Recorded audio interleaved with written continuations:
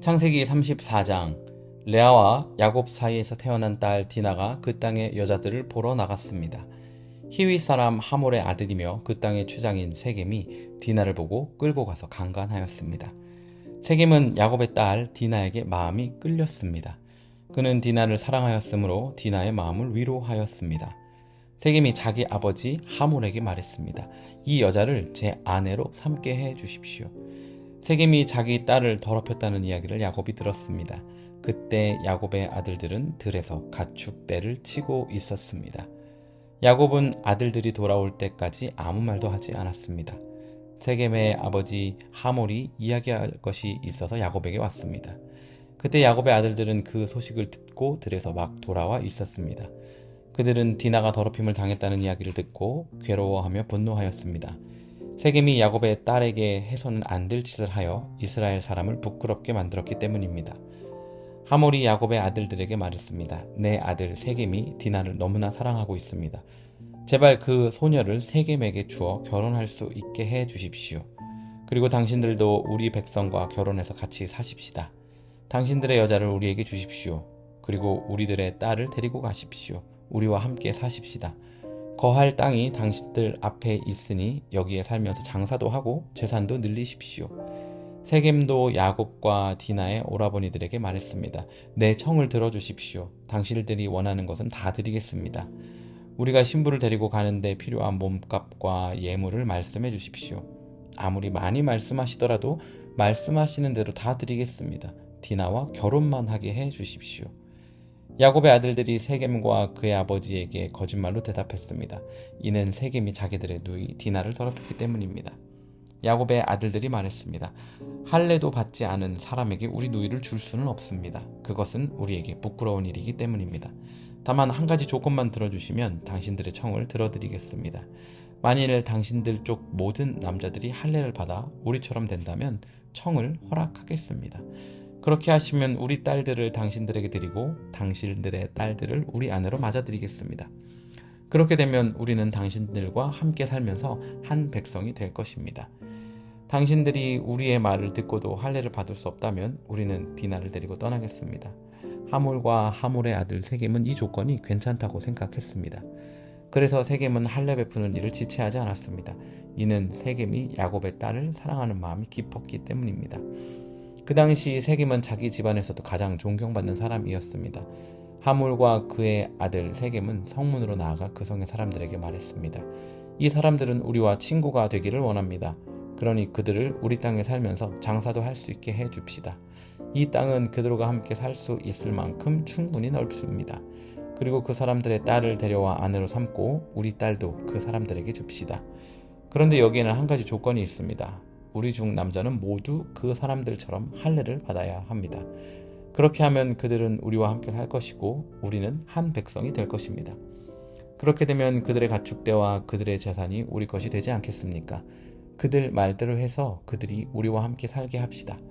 성문으로 나온 사람들이 다 이 말을 들었습니다. 그들은 하몰과 그의 아들 세겜의 말을 따르기로 했습니다. 그래서 남자들은 다 할례를 받았습니다. 3일 뒤 할례를 받은 사람들이 아직도 몸이 아플 때에 야곱의 아들 중에서 디나의 오라버니인 시므온과 레위가 칼을 들고 벼란간 그 성을 공격해서 그 성 안의 남자들을 모조리 죽였습니다. 시므온과 레위는 하몰과 그의 아들 세겜을 칼로 죽였습니다. 그리고 디나를 세겜의 집에서 데리고 나왔습니다.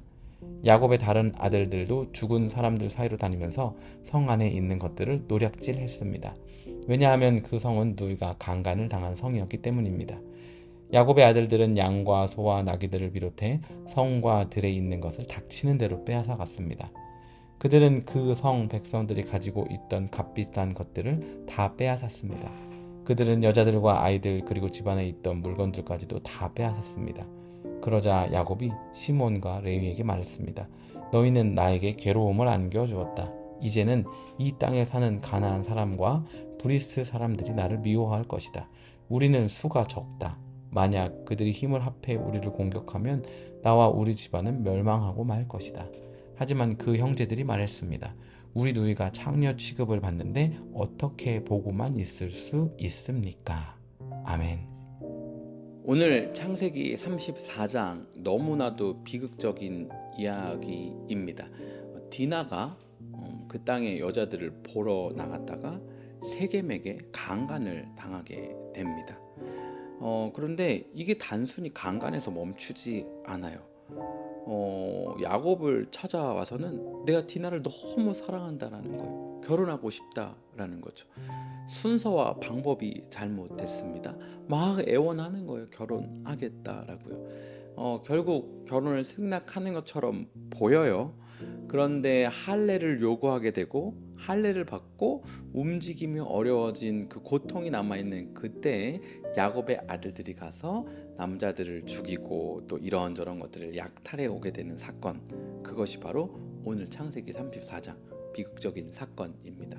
이 맨 마지막 절 두 절을 보면요, 야곱이 아들들에게 얘기한단 말이에요. 야, 너네 때문에 이제 우리 집안 망하게 생겼어. 우리는 아직 숫자가 적은데 왜 가서 괜한 짓을 벌여가지고 우리 보복당하고 공격당하면 어떻게 할 거야? 라고 말을 합니다. 그러니까 두 아들이 대답하는 거예요. 그러면 우리 동생이 강간을 당했는데 가만히 있으란 말입니까? 어떻게 이걸 가만히 있습니까? 이건 그래서 될 문제가 아닙니다 라고 이야기하는 거예요. 여러분, 우리 인생 살아가다 보면요, 이런저런 삶의 이슈들이 생깁니다. 대부분 참고 넘어갈 수도 있고요, 화합할 수도 있어요, 타협할 수도 있어요. 그런데 내 인생 가운데 이건 정말 그냥 넘어갈 수 없어 라고 나를 건드는, 그리고 내가 타협할 수 없는 그런 문제들이 있단 말이죠. 또 때로는 이 내 신앙과 결부되어서 나는 이걸 그냥 넘길 수가 없습니다 라고 무언가 반응해야 되는 그런 순간들이 있어요. 그런데 그때 이 야곱의 말처럼 그 어떤 반응, 행동 이후에 내가 맞이해야 할, 감당해야 할 것들이 어떠하냐에 따라 우리의 삶의 결정들이 바뀔 수 있다라는 거죠. 야곱은 이와 같은 상황들에 대해서 굉장히 두려움이 많은 사람이었습니다.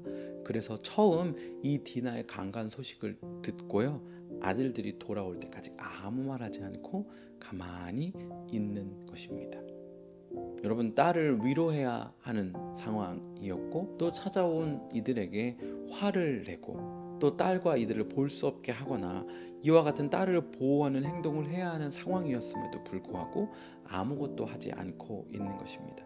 사실 어찌 보면, 아니 그렇다고 가서 그 사람들을 어떻게 다 죽여?